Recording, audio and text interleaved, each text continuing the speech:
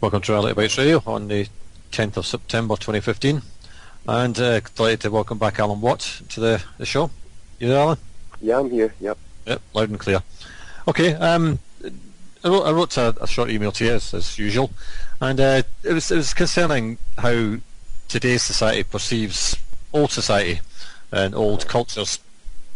And I wondered if the TV and the movies are trying to portray certain cultures in a certain way, so as people can say, well, you know, they deserve it. That's what they're like. You know, they're savages, or they're backwards peoples, or whatever. I mean, I suppose I was watching Vikings, and then they're just totally portrayed as brutal savages. Every one of them's a psychopath. I mean, there was one scene where the guy just gets up and chops somebody's legs off just because he's sitting the wrong way, and things like that. And I was thinking about Greece and how that's kind of transpired, and whether these types of societies, as they were in ancient times, they're kind of warrior peoples, are being kind of goaded into reverting back to the way they were. You see some of the riots in Greece, and they've got dustbin lids, trash can lids, and batons, and if you saw them from a distance, you'd think they were ancient warriors with a shield and a sword. In terms of the way society is portraying them now, it seems to be making these people out, and right across the board. It doesn't matter what historical drama you watch. The ordinary people are savages, basically. Yes, yeah. There's no doubt about it that the whole world, through the same international educational system and its various formats of indoctrinations, have been dumbing everybody down across the planet since the days of John Dewey, where they talked about bringing in a rather kind of peasant-type society so that the elite could dominate and run the world what they called properly by experts and so on. Has been going on for an awful long time, and you're seeing that this portrayal, always again through fictional movies and so on, as they try to debase different cultures down to some low common denominator of primitive peasantry that needs expert rule, you see. And lots of folk who watch this stuff their whole life long will adopt those particular viewpoints as well on the cultures. I've heard people even in Scotland saying, oh yeah, there's too many people, and blah, blah, blah, blah, which is utter trite, because the population of Scotland really was around 5 million at that time. And if you want a minority group, there's the Scots, and now they're almost gone altogether with the massive influx of European immigrants and African immigrants and so on. And so everything you see on TV and movies really is really it's lies, basically. It's propaganda, and it's really preparation and indoctrination as well, getting you ready for some other type of system being brought in. So, but as I say, the average person who watches TV all their life will actually adopt the opinions that are given to them, and take the elite's point of view, even though they're basically working class people. I've heard out their mouths too. Yeah. In terms of that, I mean, I've never seen one of these kind of sword and sandal movies of old, and recent series or recent movies on the Romans being classed as barbarians. I've never seen one yet. They're always classed as the pinnacle of civilization, which fell apart because people got greedy and the too much sex and all the rest of it. But they're always portrayed as these noble warriors who went off and conquered places. I mean, it doesn't say they went off and slaughtered everybody. Yeah. That's standard again, and for again in the European history books, which again catered. Remember, education for ordinary folk was a much later development, really for the industrial era, because they had to get basic reading and writing and basic arithmetic and so on, so as that people could work in the factories and sort of work and manage the factories.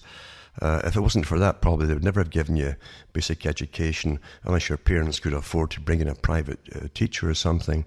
That's how Robert Burns was taught, But basically, they never wanted the people at the bottom to get any education at all.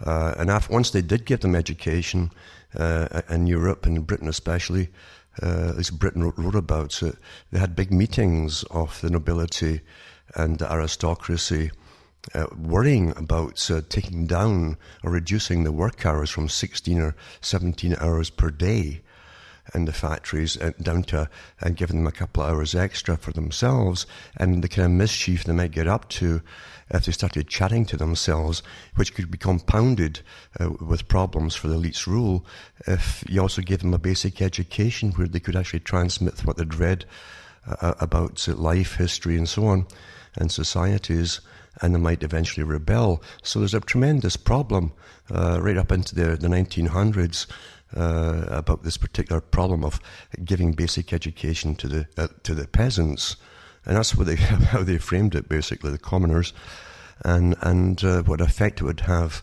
on a stable society. That's never really changed. And then you've got the other groups too, the communist groups, elements that came in as well, which really worked towards the same goal of expert rule by an intelligentsia, run in a scientific fashion for society. So it's the same agenda that's gone together. These two roads really merge into one with the same goals, and that's why you see it all working out today on all sides and all parties. I suppose in America we've got the native Indians, as it were, portrayed as well, and uneducated, illiterate. But of course they had their own language. Just because they didn't speak English doesn't mean they're illiterate, you know. That's right. And also too, the problem again across Europe was it was standard for those who could afford education in universities and so on, but most folk could not. It was always an elitist thing. Was to be taught what they called classic history, which was based on Roman and Greek history, and they taught the Latin, they taught the Greek, in fact, right up into the year about the World War I, and most of these upper schools, and that's what they based their model of what civilization was. It was from the days of ancient Greece and so on. In fact, Asia and that they weren't mentioned at all in those teachings, and it was all Greek and Roman who brought civilization, especially the Roman part that took over from Greece, by conquering to unify what then was the ancient world. And that goal was always present amongst certain classes in the upper strata, of bringing in a world order again, you know, based on kind of Roman type order as well. And they always said that they went to civilize the world, didn't go to plunder it and to spread its tax base and so on and resources. And it was always to bring civilization. And you'll find with the empirical ages of the colonizers of Europe, different countries, they had the same format, they used the same excuses. They never told you that the big merchant bankers were running the countries already and using your armies to go and plunder so that they and their own boys could get in there and get all the goods and raw resources and all the rest of it. So there's a tremendous hypocrisy in history, which is always covered in lies, yeah. Mm. Yeah, I mean, go back to when I was a child, we always watched the latest Western movies and all the rest of it. And again, even the kind of the shopkeepers in the little towns there were semi-illiterate themselves, and there was always kind of the head guy in the town, whether it was a sheriff or somebody else, some corporate entity, was always there to denigrate everybody and say that we need to do this, we need to do that, and you just mind your place, kind of thing. And that was always how it was portrayed in the movies. And again later on, when the Indians were portrayed as alcoholics, savages. They were the ones doing all the scalping, and they deserved what was coming to them, which was, as you say, civilization. Mm-hmm. And that's what was portrayed. And if we bring it back into what's happening today in Syria, Afghanistan, Iraq, we see the same thing. This same game plan. Dehumanize the people that live there, even although you don't know who they are. You've never met them. You know nothing about them until you're told that they were, terrorists, and away you go. Yeah, it's an old strategy again, very old strategy. But you always demonize the enemy regardless, and the Romans did the same thing until they had them, quote, civilized, and brought into the Roman Empire. Then they'd lift them up a bit to the extent in their history books. But you always call them barbarian, etc.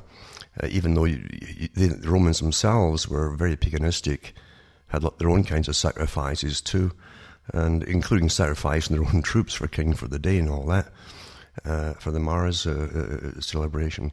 So it's amazing how the hypocrisy involved with those who get paid, the mercenaries who go off to get paid to civilize other countries for the big merchant bankers of the day. And ancient Rome had the same problem. Ancient Rome was run really, it doesn't matter who was the figurehead in power, he was dependent upon the loans that he got too to manage this big empire and the massive armies and all the rest of it. There's a lot of history involved in that. And even had the merchant bankers, workers going off with the armies, and they managed all the payments, the weekly or monthly payments to the troops. They managed all the logistical supplies and all the rest of it, and it all went down and carefully written down all the rest of what was owed. And the Caesar, whoever happened to be, the emperor would go off and he'd meet with the lenders of the day. Yeah. So nothing's really changed from then to the present time. Yeah. So when say people in Scandinavia watch a program like Vikings, they must have a better idea of their own history than the TV portrays. But do you think they actually take on some of the characteristics, or try to live up to those kind of characteristics that are portrayed on the television in the modern era? The one country in the world where you'll see it emulated to an extent. I mean, remember, the whole culture idea is also fashion. It's fashion, music, and the whole culture industry, and the movies. And you'll see it's more prominent in the US.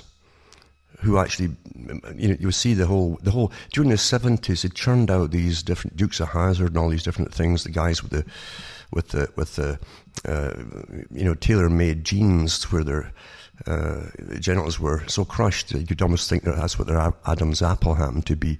The tight pants, the tight shirt, and the big hats and all that, acting like cowboys with big V8 engine cars and running moonshine. That's the image that was portrayed. We're free and we're wild and watches sort of idea. And so many Americans actually thought that all their ancestors were cowboys, which is nonsense, utter rubbish, because factory towns were taken from Europe by the same boys who ran them in Europe, and they set them up across the US, brought the immigrants in, shoved them into different mining towns and so on, factory towns, gave them the tokens. The guy who owned it had his own tokens for money, and you couldn't leave the damn place because you couldn't exchange them for dollars. You were stuck there. That didn't really change till World War I, So, but they don't know that. Their history's been given through Hollywood, and as I say, through Hollywood, they all think they were free and wild and can make their own destinies and all the rest of it. It's utter rubbish. Yeah. Yeah, it's funny you should mention the Hazzard. I mean, I've actually seen some of those types of cars around here, the same paint jobs and everything, and presumably the same types of people driving them. Mm-hmm. Or they wannabes, yeah, the wannabes, yeah. Yeah, I mean, there's certainly that culture, that fast car culture, kind of drive like a maniac. I mean, we hear sirens down on the big highway down here, and there's a lot of accidents around here on the interstates and stuff. And it's just atrocious driving. They drive like they're in a movie, and it's no wonder. It's no wonder they're trying to live a fantasy that never really was, But what's true too. I mean, most ordinary people, and sociology proves it, and anthropology and all the rest of it. If you really study into it, most folk who lived in the rural areas in any country had to get on together pretty well for survival, purposes. You couldn't have the kind of real Wild West, as it's often portrayed, exciting and gunslingers and all the rest of it. You couldn't really have that because there'd be chaos, and those who could make things work would all leave to go somewhere else. So it's the same in ancient Rome too. The peasantry did the real work. They provided all your food and everything else, and they had their own customs and all the rest of it, which were kind of foreign to the elites, and they were pretty well a true well-formed society. You'll find the same thing in most countries too. They didn't think about going off to war, and it's always elite who want to go off to war to conquer and gain more and become more prosperous themselves for their own survival and progeny becoming wealthy down through time. That's never changed to the present day. But so the ordinary folk in every country have always managed to get on pretty well together. If you look at the history, often it's given, and through, again, fiction, of Scotland, for instance, that you'd think that the clans were always slaughtering each other, which wasn't true at all, you know. And there was lots of intermarriage between the clans, it went on all the time, and lots of cooperation as well. And they certainly had their own boundaries to an extent, but you didn't get slaughtered if you stepped over that imaginary line. Whereas again, because England came over and dominated Scotland, and even when I say England, I also mean the Normans. You know, they kind of slipped in quietly into Scotland. You didn't have the big massive battles that they did in England, but suddenly you had these lords that would appear in Scotland, and they were really Norman extract, etc., and related to the ones who dominated England. And they changed the histories and made you, once again, made it seem like before they came, there's nothing but barbarism everywhere. Utter nonsense. Scotland even was, ancient Romans used to send their elite children often to the universities in Scotland in ancient times. And most folk have no idea that even happened. They even had ones in Ireland, ancient Ireland, well documented too. By the Romans and the Greeks as well.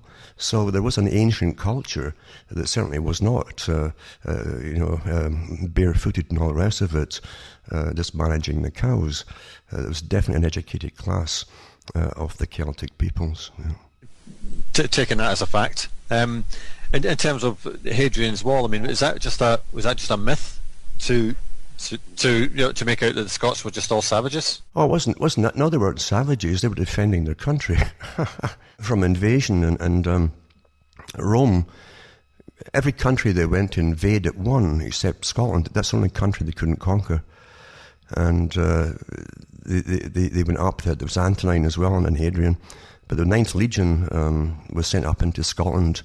And Rome was in shock when it was found out that not one single one of them returned, and they couldn't find a trace of them. And then they sent the 13th Legion in, and the same thing happened to them as well.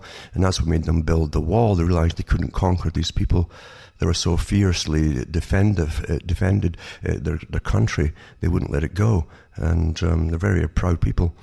And they love their country. Scots have a great love of the land they're born on. You know, it's just incredible. And why would you hand it over to a bunch of folk who are going to turn you into slaves? You know, yeah, that's what they'd like you to think. A bunch of hairy guys, you know, with clubs, utter nonsense. And as I say, that they had thriving ancient cities in places across Scotland too, and England as well, mind you. Yeah. Yeah, I mean, in terms of that, like, we're portrayed as savages, but obviously we're, as you say, just defending the country and defending it pretty well by the sounds of things. Yeah. I mean, at that point, the culture creation industry starts to portray Scotland as losers. Mm-hmm. I mean, I mean, from then we can't run our own country. We're not good enough to run our own country. Blah blah blah. All this kind of stuff. Our soccer team's rubbish. You know, all that stuff. And, it's just it's this kind of. I found it in Scottish people. Maybe some of the lesser educated, shall we say, saying, "Oh well, you know, that's just Scottish for you. You know, that's just the way we are. You know, we're always going to be second. We're always going to be useless." Mm-hmm. And I find that's a mindset that seems to be, you know, kind of growing. If anything, this whole independence stuff is just farcical. Mm-hmm. You know, when people seem to have this defeatist attitude about everything. Yeah. So what you have is a deculturalization process. And there's actually, I mean, even from the Romans up to the present time, there's techniques of, and they're using it, by the way, in the Middle East, in Iraq and so on. They sent anthropologists in with all the troops, to find ways to work with the people there. But you start deculturalizing the people to lose their culture, lose their patriotism, lose the love of themselves, each other, and their country.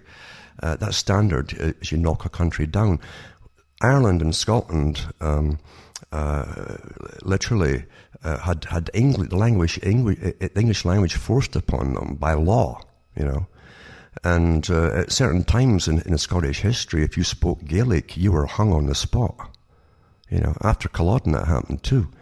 And you couldn't even wear your tartan eventually. That was your tribal, it was a nice damned outfit, You couldn't wear that either. That was your attachment to all your ancestors and your whole history before you. That was all written in the codes of the tartan of your clan. You were forbidden to wear that too, or they'd kill you, with one exception. And the exception was, you could speak Gaelic and you'd wear the tartan if you fought for the English army abroad, That's how they won Canada, It was the Fraser Highlanders, after Culloden, they brought over. They faced either getting slaughtered or fighting for the English, and they won the Heights at Quebec, so under Wolfe. So that's all they've done ever since, has been the shock troops for the British Empire. So we've been deculturalized totally. Your history's been almost eradicated. You've been made to feel a second-class citizen. If you had a Scottish accent, you were definitely way down the rung on the class scale, as far as those in London were concerned. When you opened your mouth, it didn't matter what your IQ was. If you opened your mouth, your accent would immediately categorize you in a certain class, and you were not deemed to get above it. That's factual history. Yeah. So off they go in the land in Wessex, and the English there don't speak English. They're speaking their own language. Northumbria has a different language, and nobody in England speaks English at that time. That's right.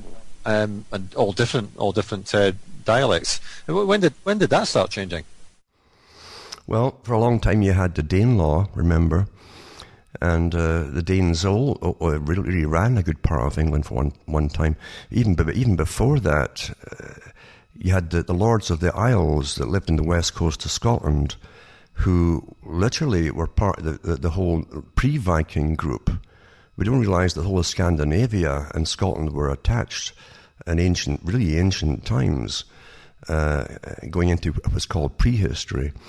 And they had often the Lord of the Isles, who lived in the west coast of Scotland, in a castle there, were also ruled a good part of England. All the way down through Northumbria was part of Scotland for a long time. It was given away in marriage eventually of royalties. But they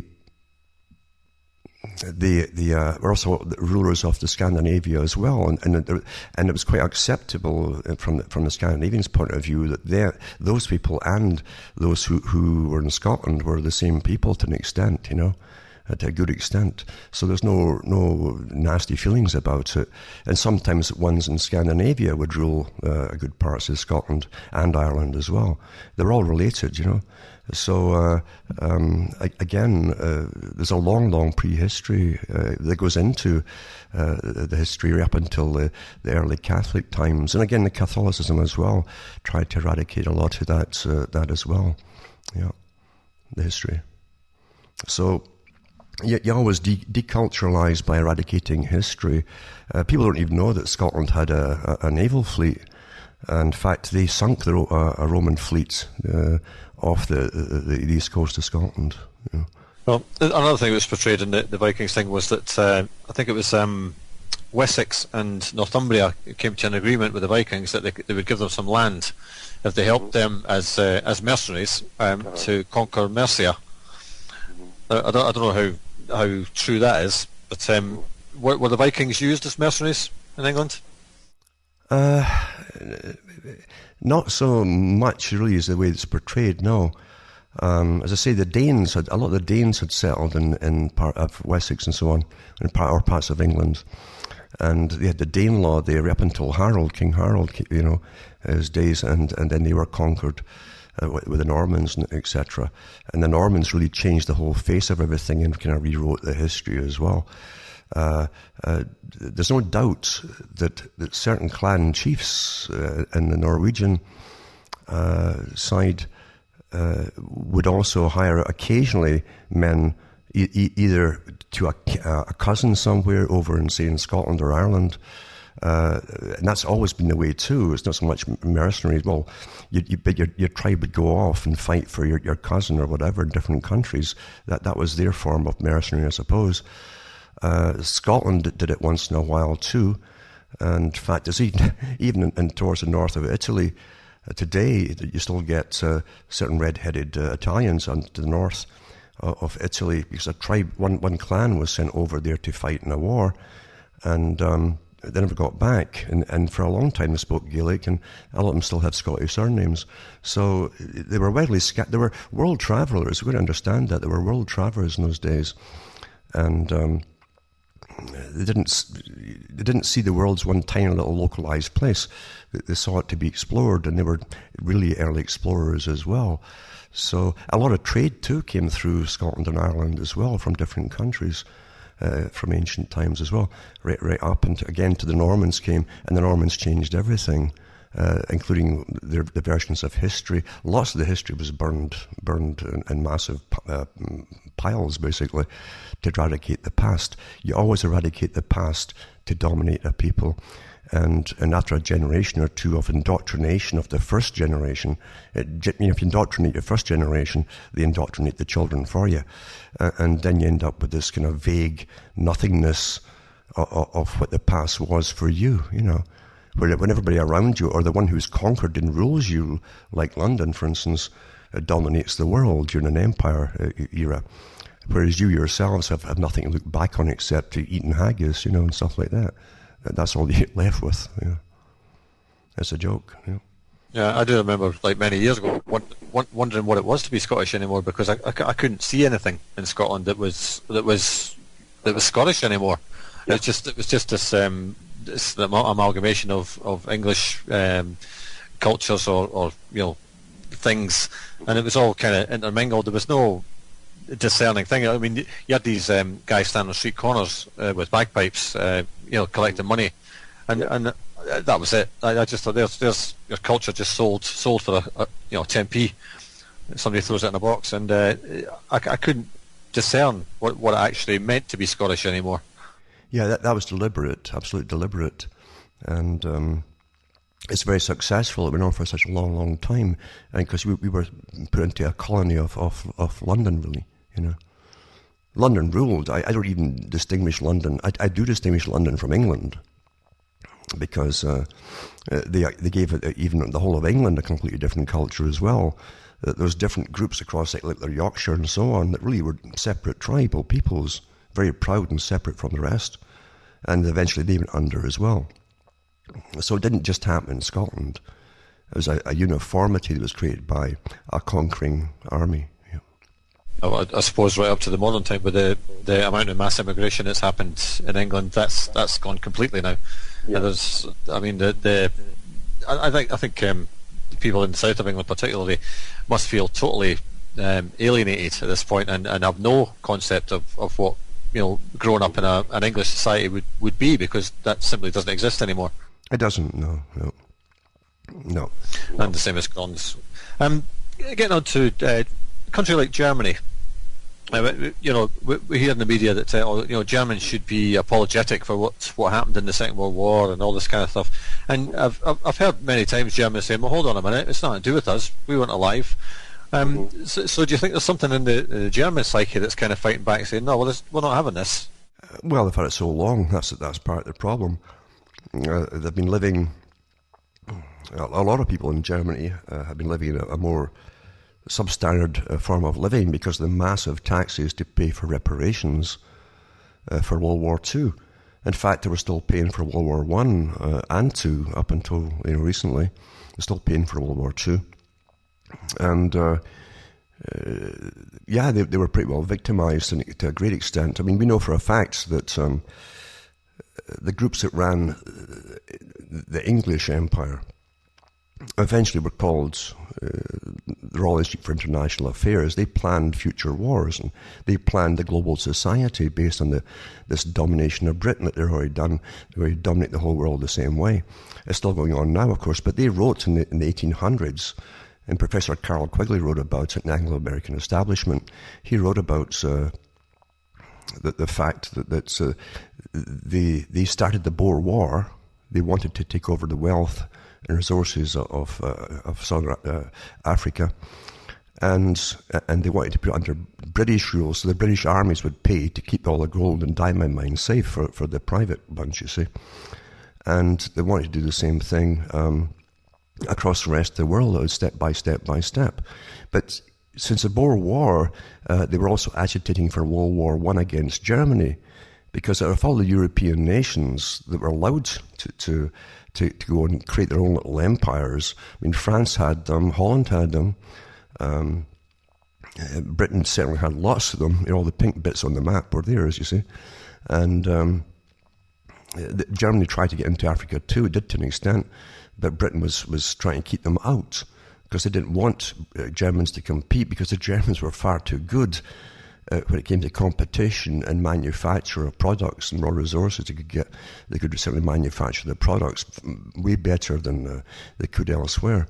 They're very meticulous in their work, the Germans. And but their pride too, which a lot of countries lack, especially when you're dominated. You put no work, a real pride into your work when you're dominated. That happened in the Soviet era too, in the Soviet system. So those in London were afraid of the Germans, who are intelligent people. They could organize awfully well for administration purposes and run things awfully smoothly and efficiently. And they were a great threat to the other world merchandisers that had their bases in London, and so they wanted to put Germany down. So from the Boer War, the late 1800s, they're all on the Street for International Affairs. Through all the papers they owned, which was pretty well all of them in England at that time, were propagandizing for war with Germany, which they got in 1914. So this is an old-standing feud to put down someone who could outcompete those who already had competed and dominated a good part of the world. Yeah. I mean, it's been termed self-hatred, I guess, in Germany for what occurred over the past century or so. But do you think that? I mean, of course, the mass immigrations had a lot to do with it, I guess. But do you think there's an undercurrent in countries like Germany, who are a proud nation, and the people are proud, and they're always seen as a bit stuffy and no sense of humour and stuff like that? But they are industrious. They can take care of themselves. Do you think there's a sense there that things need to change for them, and maybe that's the kind of country that's going to kind of stand up and say, well, enough of this? It could in time, perhaps, stand up. But again, I don't think there's enough time left, because the push is on now to eliminate pretty well all European cultures. It's a big push on right now to do the final push for all, and we're living through it right now.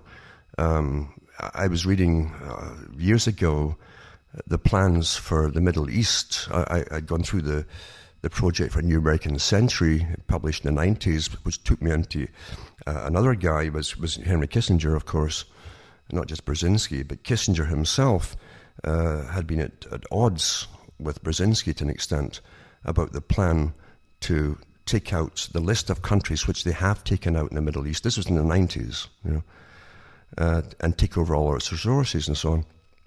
But Brzezinski wanted the hard attack, basically, and that's why he supported, Bush and Obama and all that. Whereas Kissinger preferred a system of constant destabilization of those countries until they're completely non-functional. Then they could never stand up in a unified fashion anymore and fight in a unified fashion where they could win. If you're not unified, you aren't going to win.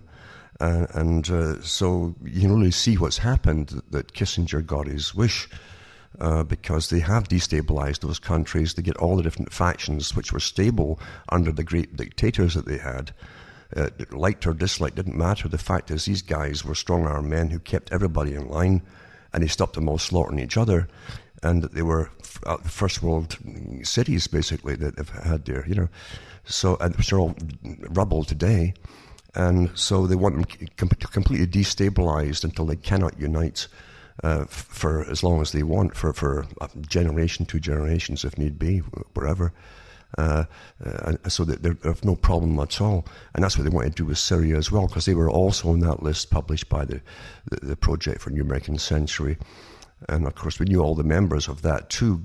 Bush Jr. in, where they got the war kicked off quite successfully to take down those nations.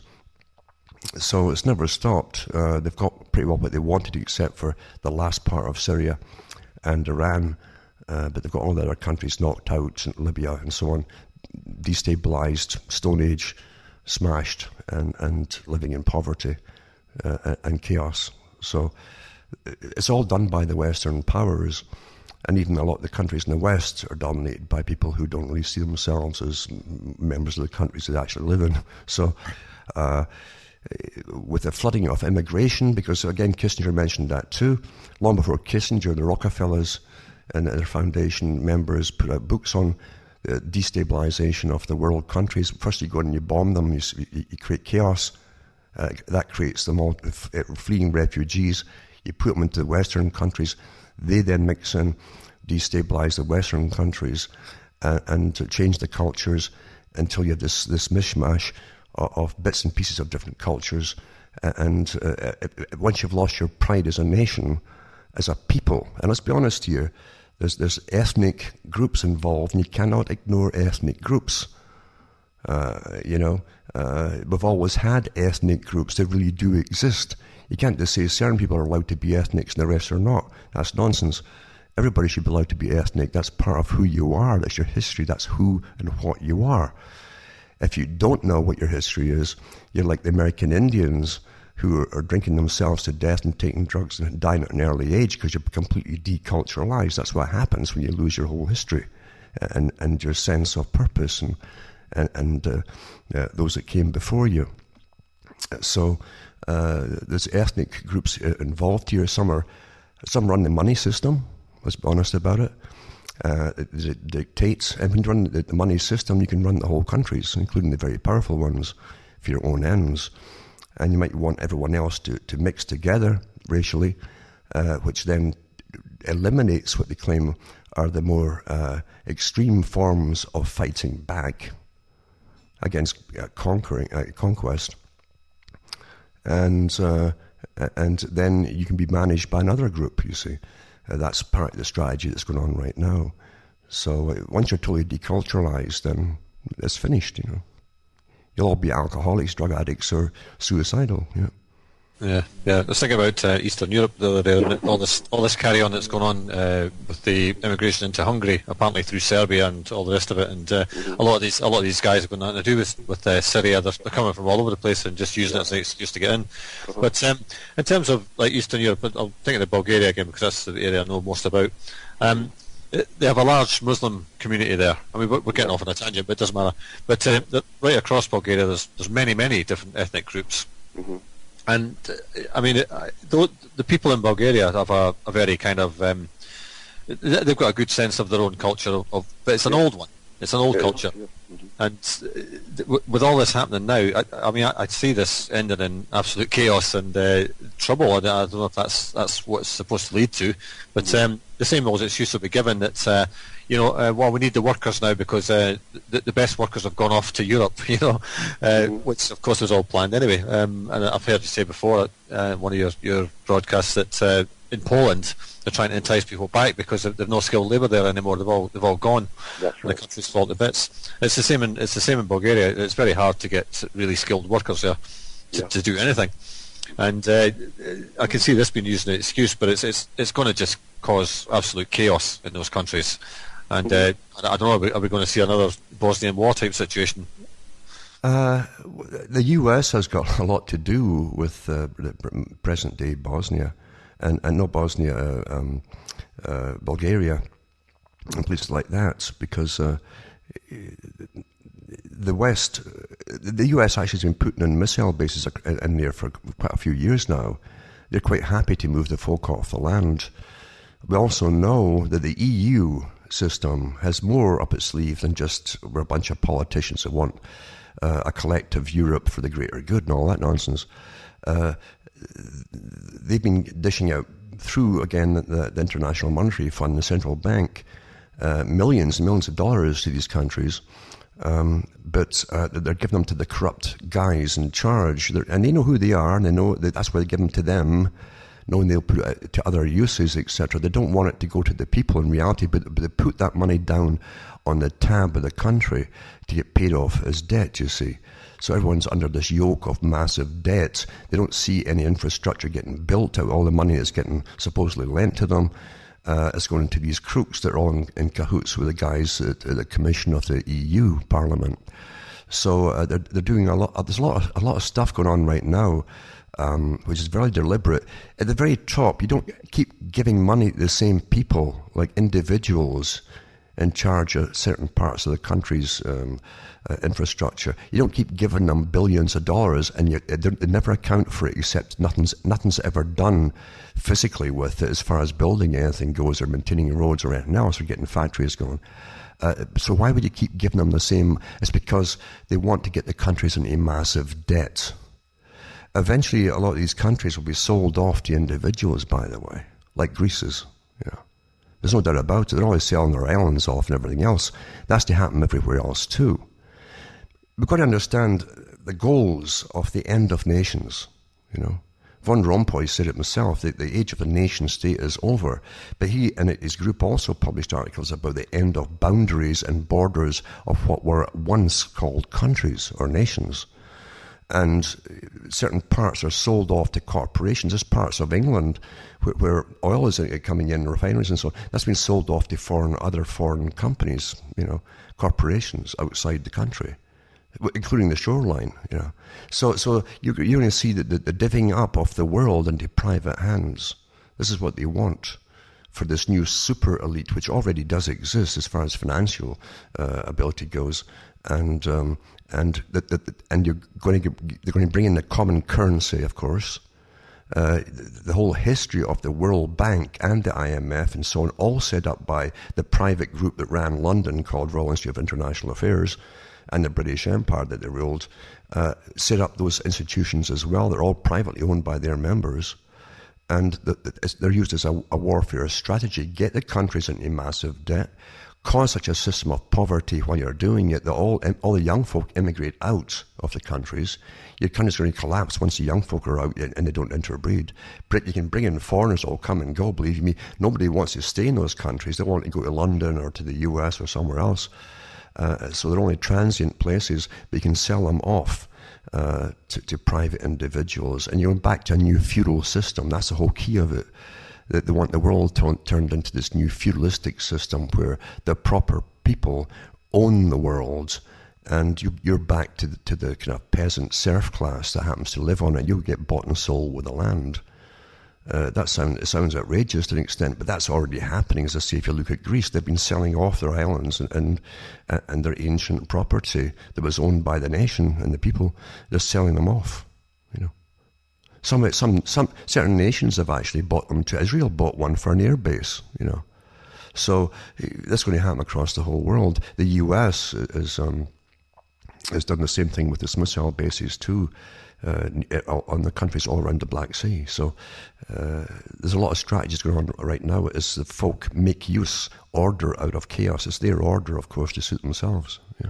Yeah, I know in Bulgaria that there's a lot of American bases there already. Mm-hmm. And in terms of corporations and private individuals buying up countries, the big corporations are moving into Bulgaria, Hungary, all those places, and buying up large tracts of land to grow their GM crops on, I guess. Yeah. But in terms of, go back to what we started with, the way culture's portrayed, I know in Bulgaria they have their own historical dramas, and generally all of them are about defeating the Ottomans, and being winners as such. Yeah. But there's two factions in Bulgaria, two main factions. You've got the royal family and you've got the military, and that's the two factions there. I don't know how it's going to pan out with the influx of Muslims into Bulgaria, but I mean, taking it as portrayed that the Muslims are always bad, and if you go down to the southeast of Bulgaria, I mean, they are relatively poor compared to the rest of the country there. I don't know. How do you think that will go? Well, within I always look at circles within circles. And strategies within strategies. You understand that this is how the world really is run, by very full-time guys working in full-time think tanks, military and otherwise, and economic think tanks too, often together, of how to take down and run countries for the benefit of the few. And you'll find that you deculturalize the people, you get rid of their youth. Of course they're going to collapse, is what they used to be. their traditions will not be passed on to another generation of their own. Incomers don't care about your ancient traditions. They have their own customs, their own laws often too, and they'll go by their own laws and histories, and they have no affinity with anything that happened in your country, which they've moved into. That's why they're brought in en masse as well into Britain, etc. They all voted Labour, and Labour from Harold Wilson on was determined to flood the country with all different kinds of people of totally alien, and again, here's the key, was non-Christian countries. The more and massive studies were done on this for universities, the more diverse and opposite the cultures you could bring together, the more chaos it would create. Then you could recreate a new culture out of all that chaos. That's the whole key of it. That's the strategy. And they've been awfully successful with that until, again, people in Britain have no idea of pride or who they even are anymore. And they're told not to say certain things, or whole words and parts of history just disappear and aren't taught anymore. And you're deculturalized, and therefore you're owned by another group. And one group runs them all, and that's the economic group. Those who manage and lend out the cash, everything comes under that capstone at the top. Whole nations run on it. Politicians go cap in hand for more cash, and so believe you me, they're the winners of it all in the end. When no one's got any history or pride or anything else to stand up and fight for. Yeah. Yeah. One thing I've noticed, at the same time as all these historical dramas are coming out, you have all these futuristic ones at the same time. Yeah. That kind of some of them are kind of geared towards giving you hope for the future, and other ones are kind of showing you that it's only going to be certain people that go forward and stuff. But there is no culture in any of them whatsoever. No. Everything's gone. It's just a group of people. That's right. That's exactly right too. And the problem again with Bulgaria and other countries, again, circles within circles, you have this paid mercenary force. Let's be honest about it. We've got the whole history of ISIS. And who created them and who funded them from the beginning, and Al-Qaeda and all the rest of it. It's all from the US side, not because the Americans want it, that those who rule America want it. and they use the American soldiers who are only too happy, it seems, to sign up and go off and fight these wars, which they don't even understand or care about. But they're the present day cannon fodder. Before that, it was always the British folk that were cannon fodder. The ordinary British folk were cannon fodder for empires. And the US took over from it, of course, but they're ruled by, again, another group who have their own world strategy on the go at the same time. So you can always move this mercenary force into any other country you want to, where you have peaceful Muslims, bring them inside. Next thing you know, all Muslims are going to be hated because here's this radical group who are really mercenaries, getting well paid, by the way, and funded and well armed and equipped still today from the West, to destabilize any country they're told to go into, and that's happening too. Do you really think the combined forces of NATO and the massive weaponry and everything else they've got could not take out one group of people? Well, absolutely not, and it's the same down at Cali, where we're supposed to have 5,000 immigrants storming the Eurotunnel. Well, if that was 5,000 football supporters, they'd be sorted out pretty quickly. Absolutely. Another key too with all these massive immigration, Bangladesh, everybody's on the bandwagon here, and believe you me, there are big organizations, well funded again from the West, who are organizing them all, giving them the cash and finances to get them all to come over. So, no, this is a warfare strategy going on, and it's awfully well organized indeed, and it's planned. And when the media are told to suddenly promote it all as a great thing, then this is part of the plan. Yeah. Yeah, we've gone off into immigration and mainly, but it's incredible. I've driven through Serbia many times. And to believe that people are coming out of Greece and going the full length of Serbia to get to the Hungarian border and get in like that is just bizarre. It just couldn't happen. It just couldn't happen. I mean, you drive through Serbia, you're going to get stopped by a cop somewhere. That's just what happens to you. And there's so many toll roads and everything to go through. You just wouldn't make it from one end to the other without getting pulled over. I mean, meanwhile, they've got trains coming through all these countries that are given clearance by the UN and everybody else. With thousands of them on, just one after another. That's all paid for in advance, and organised in advance. Yeah, sure. Yeah, I worked on one of those railways actually, putting the bridge over the Danube, the big European highways now, cutting right across and going into Serbia as well. But they've got all the stanchions up there for the roads that are to go in when they finally get in the European Union. But they were funded with European money before there was any talk of it. That's it. You know, in terms of what I mean, we know kind of what the culture is going to be in the future, but I don't suppose you'd call it a culture as such, would you? No, you will have a culture at the top for the elite. A kind of alien culture in its own right too. But for the rest of the people, no, you'll have this mishmash of really amorphous, meaningless things, actually. Mental illness will definitely increase out of it. That always happens when you do this on a big scale. As folk get depressed and lose hope in everything and become nihilistic, that's what happens. And that's what it's true, by the way. They're building up all the mental health institutions to prepare for all this stuff in advance, and all the drug industries are involved as well. They know all this has been planned a long time ago, and every battle plan has all of its fallouts and what's going to happen, how we take care of this and that and the other, and each think tank gets its own functions to specialize in an area. They've thought of all this way in advance. The public are always told it's just happening now, it's just spontaneous out of the blue and all that nonsense. No, this took years of planning, all this stuff.